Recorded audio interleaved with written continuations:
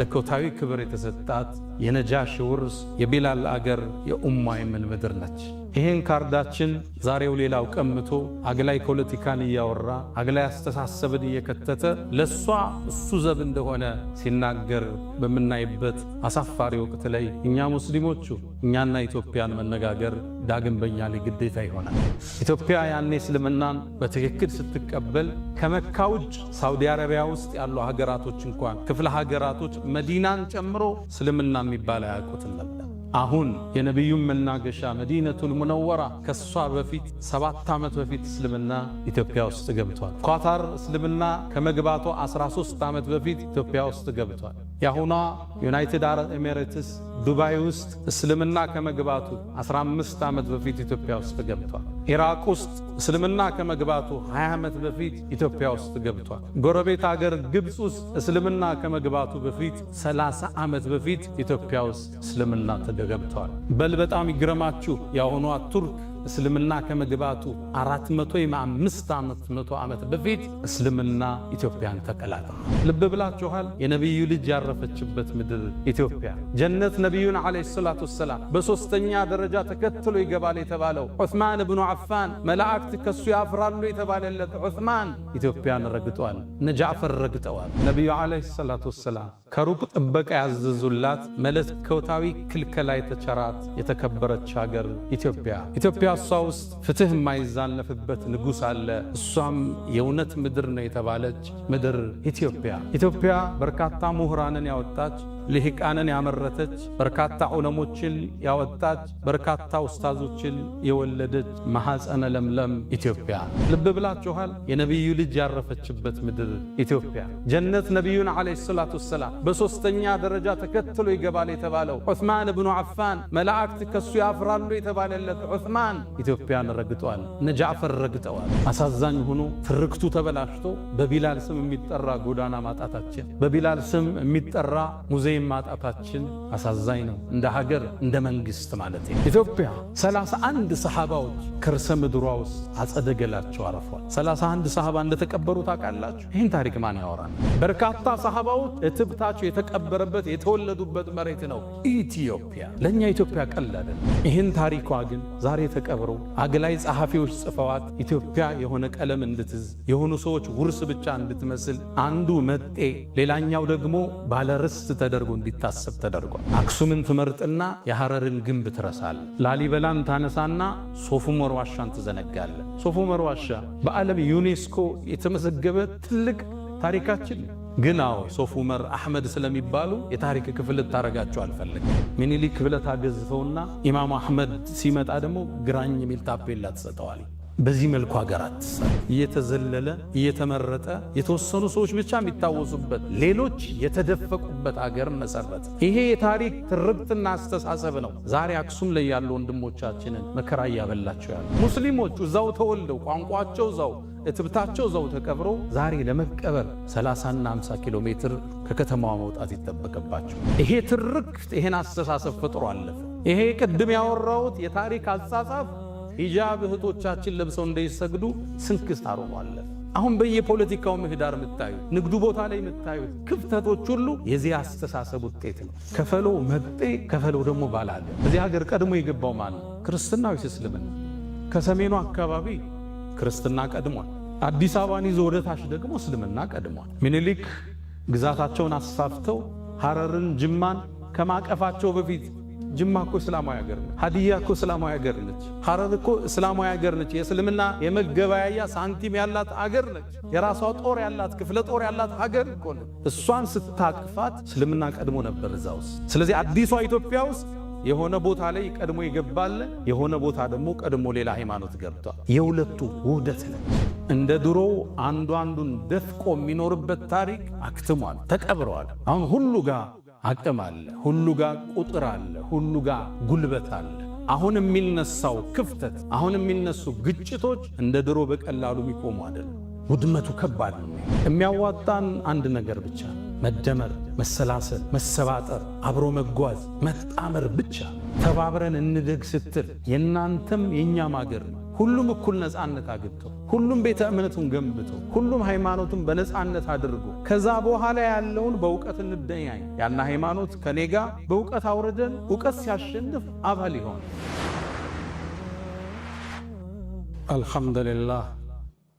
አልሐምዱሊላህ ዚል ጀላል ወሱብሓነላህ አልከቢር አልሙተዓል አልሐምዱሊላህ ሙንዚል አልኪታብ مجري السحاب حازم الأحزاب حمدا لك اللهم لما أسبغت من النعم وصرفت من النقم وأكثرت من العطاء وكشفت من الغطاء. رب إني أحمدك استزادة لفضلك حمدا يوافي نعمك ويكافئ مزيدك، وأحمدك حمد عبد مغمور بعطائك مشمول بحلمك يحيا برحمتك ويعيش في ظل عفوك. فلك الحمد كما ينبغي لجلال وجهك ولعظيم سلطانك. رباه أنت الذي صورتني وخلقتني وهديتني لشرائع الإيمان، أنت الذي أطعمتني وسقيتني وكسوتني وغمرتني بالفضل منك والإحسان، ونصرتني وجبرتني وجعلتني من عبادك الصالحين، ونشرت لي في العالمين محاسنا وسترت عن أبصارهم عصياني، وجعلت ذكري في البرية شائعا حتى جعلت جميعهم إخواني. والله لو علموا قبيح سريرتي لأبى السلام علي من يلقاني، ولا أعرض عني ومل صحبتي ولبؤت بعد كرامة بهواني، لكن سترت معايبي ومثالبي وحلمت عن سقتي وعن طغياني. فلقد مننت علي رب بأنعم ما لي بالشكر أقلهن يداني، فلك المحامد والمدائح كلها بخواطري وجوارحي ولساني. أشهد أن لا إله إلا الله ولي الصالحين وحده لا شريك له، له الملك وله الحمد وهو على كل شيء قدير. عز وارتفع على العرش استوى، له ما في السماوات وما في الأرض وما بينهما وما تحت الثرى، وهو على كل شيء شهيد. وأشهد أن سيدنا وإمامنا وقرة أعيننا محمدا عبد الله ورسوله وخيرته من خلقه وأمينه على وحيه، بعثه الله بين يدي الساعة بشيرا ونذيرا وداعيا إليه بإذنه وسراجا منيرا، فتح الله به أعينا عميا وآذانا سما وقلوبا غلفا، وتركنا على المحجة البيضاء ليلها كنهارها لا يزيغ عنها إلا هالك. يا من تحبون النبي محمدا صلوا عليه وسلموا طول المدى، فصلاتكم وسلامكم نورا لكم بأمسكم وبيومكم ولكم غدا. إن الصلاة على النبي وآله يشدو بها من شاء أن يتعطر، صلوا على خير البرية تغنموا 10 يصليها المليك الأعظم، من زادها ربي يفرج همه والذنب يعفى والنفوس منعم، بأبي أنت وأمي يا خير الورى، فصلاة ربي والسلام معطر. عباد الله، أوصي نفسي الخاطئة وإياكم بتقوى الله، ولقد قال تعالى: ولقد وصينا الذين أوتوا الكتاب من قبلكم وإياكم أن اتقوا الله، يا أيها الذين آمنوا اتقوا الله حق تقاته ولا تموتن إلا وأنتم مسلمون. يا أيها الذين آمنوا اتقوا الله وقولوا قولا سديدا يصلح لكم أعمالكم ويغفر لكم ذنوبكم، ومن يطع الله ورسوله فقد فاز فوزا عظيما. معشر المؤمنين، ባለን አጭር ሰዓት ከፊት ለፊት ያለውን ደመና እየተጠባበቅን ስለ ውዷ ሀገራችን ስለ ኢትዮጵያ እናወራለን። ኢትዮጵያ የበርካታ ብሔር ብሔረሰቦች ምድር፣ ቀለመ ብዙ፣ ብሔረ ብዙ፣ ቋንቋ ብዙ ኢትዮጵያ አላህ ከርሰ ምድሯንም ሆነ ገጸ ምድሯን የባረከላት የረድኤት ምድር፣ ኢትዮጵያ ውስጥ ከኢትዮጵያ ወጣው የሚፈሱ ከ10 የሚበልጡ ወንዞችን የያዘች ሀገር ትራንስ ባውንደሪ ይሏታል። ወደ ኢትዮጵያ የሚፈስ ወንዝ የለም ከኢትዮጵያ የሚወጣ ቢሆን እንጂ። ኢትዮጵያ ከ30 የማያንሱ ስመጥር ሐይቆችን የያዘች ምድር። ሳውዲ አረቢያን ብንወስ አንድ ሐይቅ የላትም። ኢትዮጵያ ግዙፉን ጣናን ጀምሮ ስመጥር 30 ሐይቆችን አላህ የሰጣት የባረካት ምድር። ኢትዮጵያ ስምጥ ሸለቆ ማለፊያ የሆነች በርካታ ማዕድንን፣ ነዳጅን፣ ወርቆችን፣ አልማዞችን የያዘች የተባረከች ምድር ኢትዮጵያ። ኢትዮጵያ ከ2000 በላይ በስም የሚታወቁ ተራሮችን የያዘች ሀገር። ወራሪዎች እንኳን መጥተው ሊወሯት ሲሉ አረበኞቹ ሸሂዶቹ ብቻ ሳይሆን ተራሮቹም አብረው ተዋድቀውላቸዋል። ለጠላት አልተመቹም የተባለላት ሀገር ኢትዮጵያ።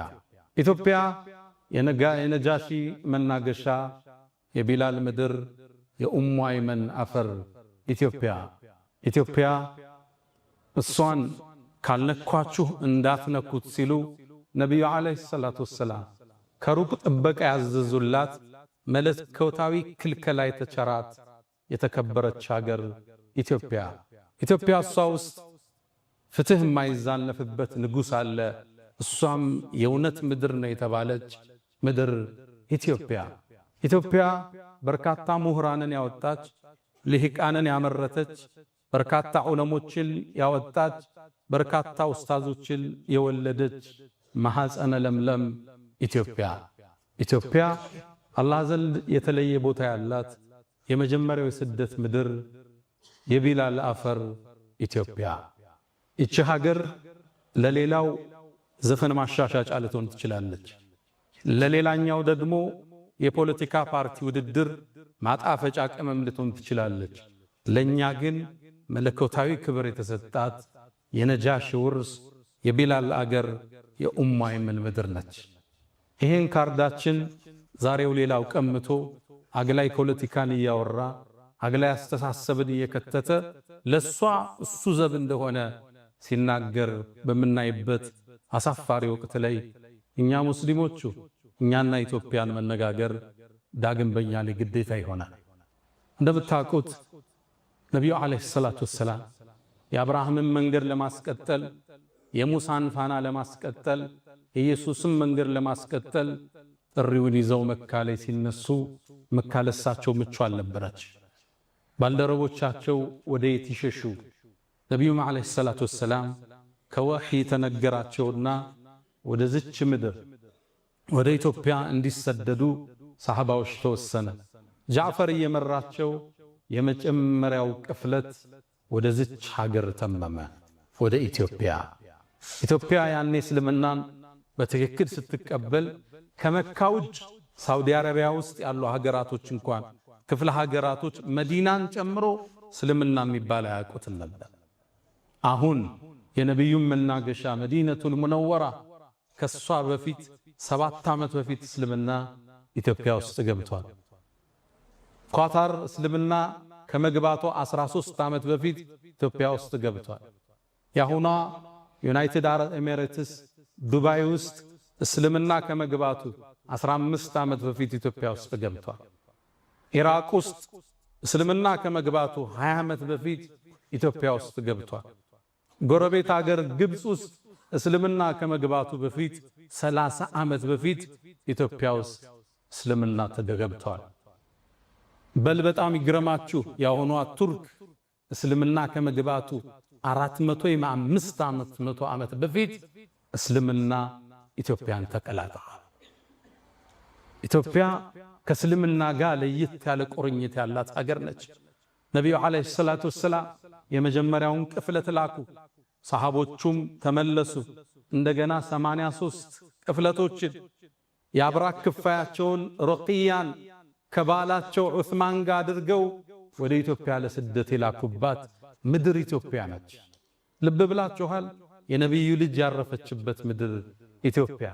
ጀነት ነቢዩን ዓለይሂ ሰላቱ ወሰላም በሶስተኛ ደረጃ ተከትሎ ይገባል የተባለው ዑስማን ብኑ አፋን መላእክት ከሱ ያፍራሉ የተባለለት ዑስማን ኢትዮጵያን ረግጧል። እነ ጃዕፈር ረግጠዋል። ስለ ኢትዮጵያ ያለን ዕውቀት እጅግ ቁንጽልና ትንሽ ብቻ ነው። የነጃሺ ምድር ነች። ፍትሃዊ ንጉስ የእውነት ምድር ነች ኢትዮጵያ።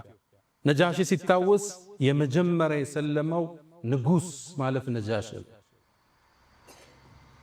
ኢትዮጵያን ጸሐፍቶች ግማሹ አምነው ግማሹ ቢያስተባብልም ዓለም ላይ ያሉ ዕውቅ ጸሐፍት ይህን ታሪክ ያረጋግጣሉ። ከዛም በላይ የአላህ ምስክርን ቁርአን ላይ ይበቃናል። ነቢዩ ዓለይሂ ሰላቱ ወሰላም ዳዕዋቸውን ይዘው ሲነሱ አስተባበሏቸው። ወየቁሉ الذين كفروا لست مرسلا እነዛ ከሃዲያን እኮ አንተ የአላህ ነቢይ መልእክተኛ አይደለህም ይሉሃል። ቁል ብለህ በላቸው ከፋ ሸሂደን በይኒ ወበይነኩም በእኔና እናንተ መሃል እኮ ከምስክር በኩል አላህ ይበቃናል በላቸው። ወመን ዒንደሁ ዒልሙል ኪታብ አሊያም ያ ሰውዬም አብሮ ምስክር ይሆናል የመጽሐፉ ዕውቀት ያለው ሰው። ወመን ዒንደሁ ዒልሙል ኪታብ ይሄ ግለሰብ ማን? ሁለት ሪዋያ አለ። አንደኛው መዲና ውስጥ የነበረው ታዋቂው የይሁዶቹ ምሁር አብደላህ ብን ሰላም፣ ሁለተኛው ነጃሺ ነው የሚል ተፍሲር አለ። አላህ ለነቢዩ ነቢይነት ምስክር ራሱን ጠርቶ ከዛ ማስከትሎ ነጃሺን የጠቀሰለት የተከበረ ንጉስ። ነጃሺ ዓለይሂ ሰላም ሲሞት አላህ በወሕይ ለነቢዩ ነግሯቸው፣ እሱ የሞተው ኢትዮጵያ ውስጥ ነው፣ ነቢዩ ያሉት መዲና ውስጥ ነው። በወሕይ ተነግሯቸው ዛሬ ደግ ወንድማችሁ ነጃሺ አልፏልና ሶላተል ጋይብ እንስገድበት ብለው የሩቅ ሶላት የተጀመረበት ዛሬ ይሄም መስጊድ በሰየምንለት ታላቁ ንጉስ በነጃሺ ነበር የተጀመረ። ሶላተል ጋይብ ሲሰገድ ስናይ ነጃሺ እዚች ምድር ላይ ይታወሳል። ፍትሃዊው ንጉስ፣ አሸናፊው ንጉስ፣ አማኙ ንጉስ ነጃሺ። እሱን እናስታውስ ዘንድ በአፍሪካችን ትልቁ የሚባለው ይሄን ትልቅ ኢንስቲትዩት በሱ እንዲወሰንም መታሰቡ ለዛ ነው። ኢትዮጵያ ከእስልምና ጋር ጥልቅ ቁርኝት ያላት ሀገር ኡሙ አይመን ኡሚ ባዕደ ኡሚ ያሏት ነቢዩ ዓለይሂ ሰላቱ ወሰላም ከእናቴ በኋላ እናቴ ናት ያሏት ኡሙ አይመን እሷ እኮ ኢትዮጵያዊ ነች። እኛ እኮ ነቢዩን ያጠባችው እናት እናታችን ነች። በነቢዩ ደም ውስጥ የሀበሻ ደም አለ። እኛ ከነቢዩ ደም ጋር ተቀላቅለናል። ከጅማታቸው ጋር አብረን ተሰፍተናል። ኢትዮጵያና እስልምና አንድና ያው ናቸው፣ ሚለያዩ አይደለም። ኢትዮጵያ የቢላል ምድር ነች። የነቢዩ ዓለይሂ ሰላቱ ወሰላም የመጀመሪያው ሙአዚን ቢላል ረዲየላሁ ተዓላ አንሁ። ምን ነው ቢላል ኮቲህን ጀነት ውስጥ ሰማሁት እሳ የተባለለት ቢላል። የሰው ልጆች ሁሉ ጀነትን ይናፍቃሉ። ጀነት ደግሞ ምትናፍቃቸው ሰሃባዎች አሉ ተብለው ከተጠቀሱት ውስጥ አንዱ ቢላል ይገኝበታል። እኛ ጀነትን እናፍቃለን፣ ጀነት ደግሞ ቢላልን ትናፍቃለች። የሱ ምድር ነች ኢትዮጵያ።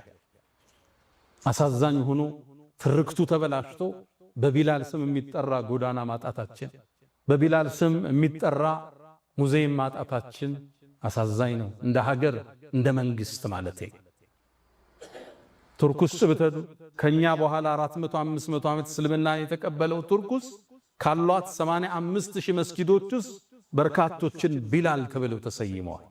ቱርክ ውስጥ ሙአዚን ሆነ ስትመረቅ ሰልጥነ የቢላል ወራሽ የሚል ሰርቲፊኬት ይሰጣል። ኩዌት ውስጥ ብትሄዱ የቢላል ጎዳና የሚል ታገኛላችሁ። ሳውዲ አረቢያ ውስጥ ያልተወለደበት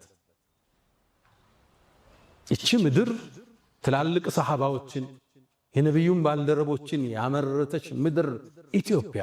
ኢትዮጵያ ለኛ ቀልድ አይደለች። ለሌላው ዘፈን ማሻሻጫ ነች፣ ሌላው ስልጣን ማጽኛ ነው፣ ለሌላው የፖለቲካ ካርድ መሳቢያ ነው። ለኛ ግን የነቢዩ አደራ ነች።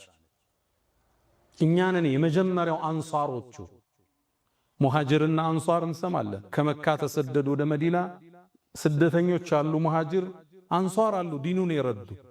እኛንን ግን የመጀመሪያው አንሷሮች ለዚህ የነቢዩ ሰሃባ ባልደረቦች የተቀበልን።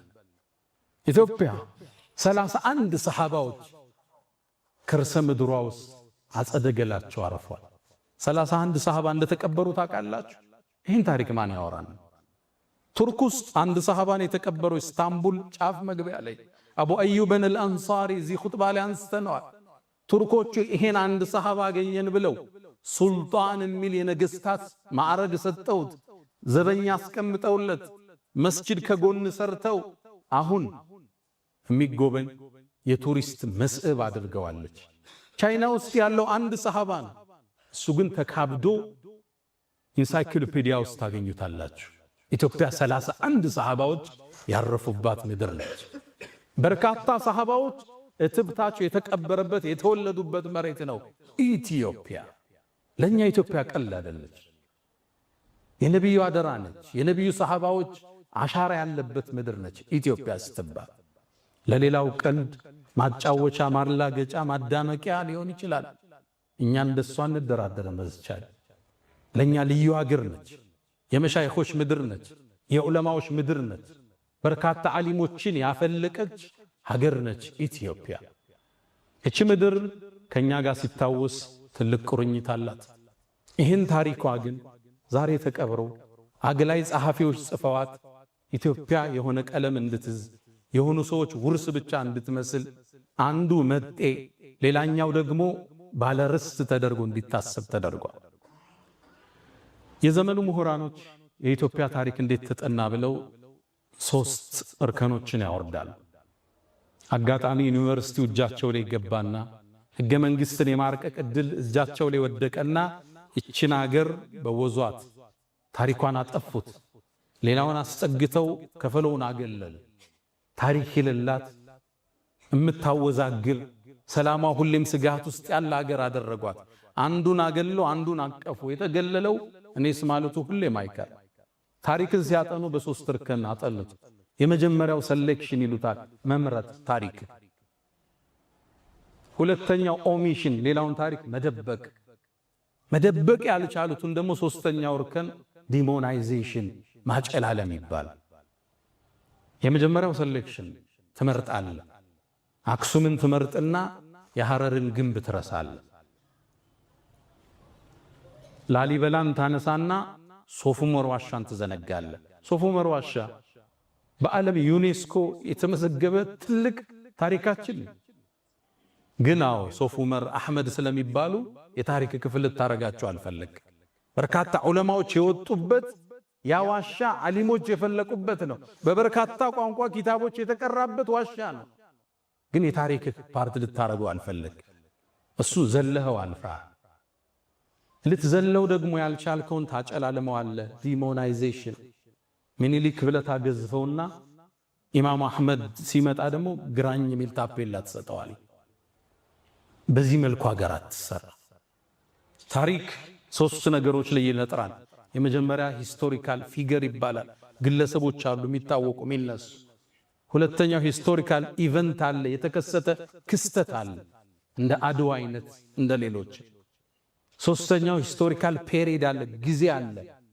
ሶስቱም ግን ቅድም ባልኳቸው የምርጫ ዘይቤ ተመርጦ የኢትዮጵያ ታሪክ ምንድነው ስትል እየተዘለለ እየተመረጠ የተወሰኑ ሰዎች ብቻ የሚታወሱበት ሌሎች የተደፈቁበት ሀገር መሰረት። ይሄ የታሪክ ትርክትና አስተሳሰብ ነው ዛሬ አክሱም ላይ ያሉ ወንድሞቻችንን መከራ እያበላቸው ያለ። አክሱም የኢትዮጵያ ክፍል ነች። መጀመሪያ እስልምናን የተቀበለ ምድር ነው። ሙስሊሞቹ እዛው ተወልደው ቋንቋቸው እዛው እትብታቸው እዛው ተቀብረው ዛሬ ለመቀበር 30 እና 50 ኪሎ ሜትር ከከተማዋ መውጣት ይጠበቅባቸው። ለምን ስትላቸው አክሱም ዳግማዊ ኢየሩሳሌም ነች ይለዋል። እሺ ኢየሩሳሌም እስራኤል ውስጥ መስጂድ አለ፣ ሙስሊሞች አሉ፣ ሙስሊሞች ይከበራሉ ዋናው ቦታ ላይ። እዚህ ለምን ከለከልካቸው? ሕገ መንግሥቱ የሃይማኖት ነፃነትን አውጇል። አንተ ለምን ነፈካቸው? አክሱም ውስጥ መጠጥ ቤቶች አሉ፣ ሺሻ ቤቶች አሉ፣ ይጠጣል፣ ይጨሳል።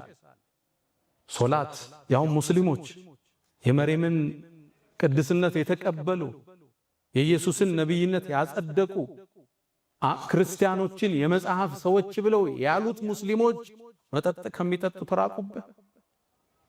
ምናልባት በዚህ አጋጣሚ ክቡር ጠቅላይ ሚኒስትርን ለተናገሩት ንግግር አመሰግናለሁ። አክሱም ውስጥ ያሉ ሙስሊሞች 30 ኪሎ ሜትር ሄደው እንዲቀበሩ ከተገደዱ የሞቱት የከለከሉት ናቸው፣ ያ ሰውዬ አይደለም ብለዋል።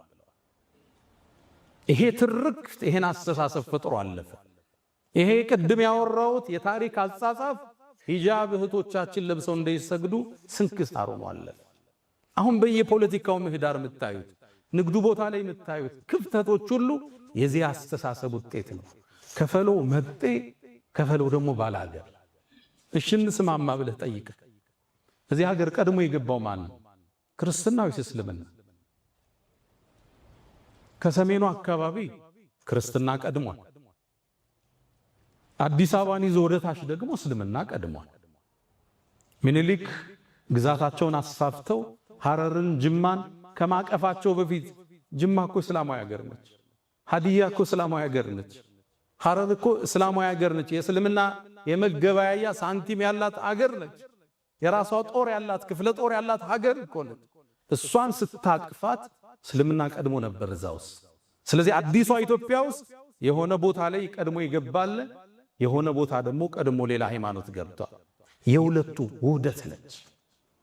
የሚያዋጣን አንድ ነገር ብቻ ነው፣ መደመር፣ መሰላሰል፣ መሰባጠር፣ አብሮ መጓዝ፣ መጣመር ብቻ። መሰላል እንደምታውቁት ወደ ከፍታ ስንወጣ ሁለት ቋሚዎች አሉት፣ በርካታ ግድሞች አሉት። መሰላል ከዚህ ነው የሚሰራው። አንዱ ብሔር ከሌላኛው ብሔር ጋር፣ አንዱ ሃይማኖት ከሌላው ጋር ተሰናስኖ ነው ወደ ኢትዮጵያ ብልጽግና ከፍታ መውጣት የምንችለው። አንዱን ጥለህ አንዱን አንጠልጥለህ የኢትዮጵያን ህዳሴ ማረጋገጥ አንችል። ሁሌም መጠላለፍ መጠፋፋት ብቻ ነው።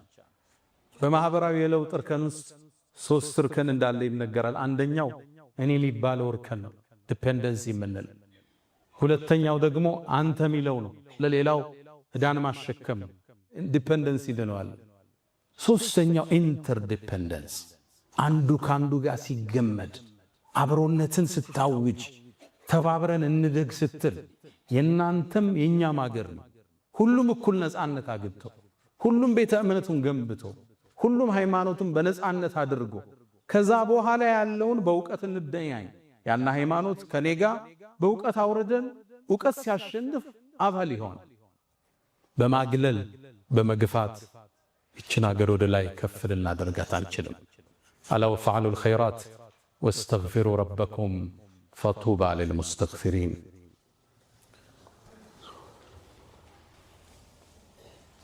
አልሐምዱሊላህ አላ ኢሕሳኒህ ወሽክሩ ለሁ አላ ተፈዱሊህ ወምትናኒህ ወላ ኢላሃ ኢለላህ ተዕዚመን ሊሻኒህ ወሰለላሁ ወሰለመ ወባረከ አላ ረሱሊህ ወኢኽዋኒህ።